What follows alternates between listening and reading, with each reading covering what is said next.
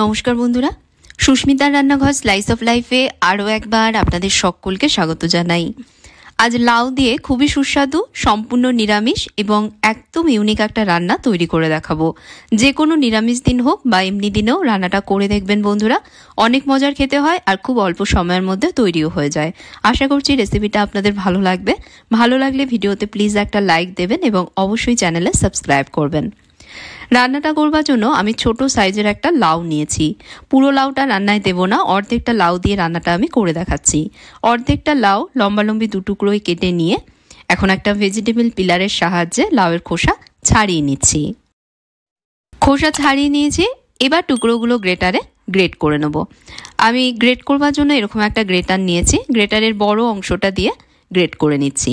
এই রান্নাটার জন্য হয় লাউ একদম মিহি করে কুচিয়ে নেবেন, আর না হলে এভাবে গ্রেটারে গ্রেট করে নেবেন। আপনাদের যেভাবে সুবিধা হবে সেভাবেই লাউ কেটে নেবেন। আমি দুটো টুকরোই গ্রেটারে দেখুন গ্রেট করে নিয়েছি। এবার রান্নাটা করবার জন্য কড়াইতে 2 চামচ সর্ষের তেল গরম করে নিচ্ছি। খুব কম তেল লাগে এই রান্নাটা করতে, অল্প তেলেই তৈরি হয়ে যায়। তেল গরম হয়ে গেলেই দিয়ে দিচ্ছি ফোড়নের মধ্যে একটা শুকনো লঙ্কা। শুকনো লঙ্কাটা তেলে হালকা ভেজে নিয়েই দিয়ে দিচ্ছি এর মধ্যে 1/2 টিস্পুন কালো জিরে। কালো জিরে দেওয়ার পর কয়েক সেকেন্ড ভেজে নিয়ে দিয়ে দেবো এর মধ্যে গ্রেট করে রাখা লাউগুলো। এর মধ্যে অ্যাড করছি 1 টিস্পুন নুন আর 1/2 টিস্পুন দিয়ে দিচ্ছি হলুদ গুঁড়ো। নুন হলুদ লাউয়ের সাথে মিশিয়ে নিয়ে এখন হাই আছে 2 মিনিট ভেজে নেব। ভাজবার সময় কড়াইটা ঢেকে দিচ্ছি। এভাবে আমি 2 মিনিট ঢাকা দিয়ে ভেজেছি। এখন এর মধ্যে দিয়ে দিচ্ছি অর্ধেক একটা টমেটো। টমেটোর বীজ আমি ফেলে দিয়েছি, শুধু স্কিনটা এখানে ব্যবহার করছি। এখানে বলে রাখি বন্ধুরা, যদি টমেটো কেউ দিতে না চান তাহলে টমেটো ছাড়াও রান্নাটা একইভাবে করা যাবে। টমেটো দেওয়ার পর আরও 3-4 মিনিট ভেজে নেব। সব ভালোভাবে মিশিয়ে নিয়ে লো মিডিয়াম আঁচে কড়াইটা আবারও ঢাকা দিয়ে রাখছি। রান্নায় দেওয়ার জন্য এখন একটা মশলা রেডি করব। সেই জন্য একটা গ্রাইন্ডার জারের মধ্যে নিয়ে নিচ্ছি 1 টিস্পুন গোটা জিরে, 8-10টা এর মধ্যে দিচ্ছি গোলমরিচ। গোলমরিচ খুব বেশি নেবেন না, আমি যতটা পরিমাণ বানাচ্ছি তার জন্য কিন্তু 8-10টাই যথেষ্ট। 1/2 টিস্পুন এর মধ্যে দিয়ে দিচ্ছি রাঁধুনি।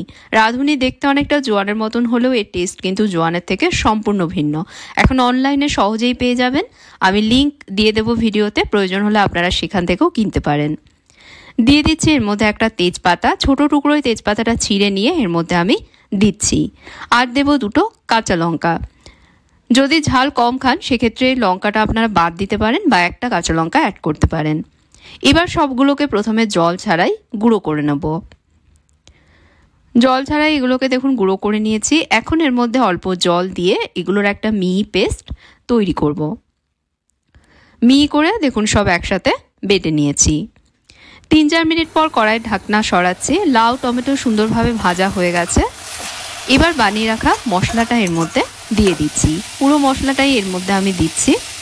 জারে অনেকটা লেগেছিল তাই জার ধুয়েই এর মধ্যে আমি দিয়ে দিচ্ছি 1/2 কাপ জল। এবার সব একসাথে মিশিয়ে নিয়ে খুব ভালোভাবে একটু সময় কষাবো। কষানোর সময় কড়াইটা ঢেকে দিয়ে লো টু লো মিডিয়াম আঁচে কষিয়ে নেব। মাঝে মাঝে অবশ্য আমি সব একটু মিশিয়ে দিয়েছি যাতে নিচ থেকে এটা পুড়ে না যায়। মিশিয়ে দিয়ে আবারও ঢাকা দিয়ে কষিয়েছি। এভাবে 5 মিনিট কষানোয় এখন দেখুন জলও শুকিয়ে গেছে আর সব সুন্দরভাবে সেদ্ধও হয়ে গেছে।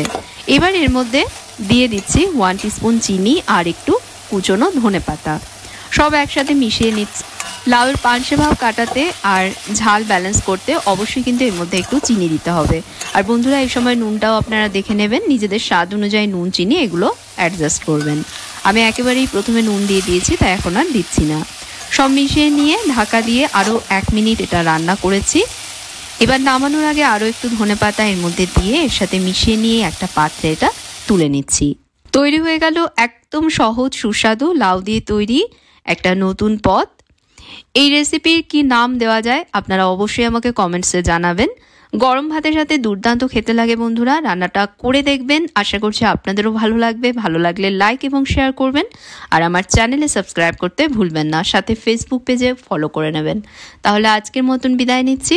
আপনারা ভালো থাকবেন, ভালো রাখবেন। ধন্যবাদ।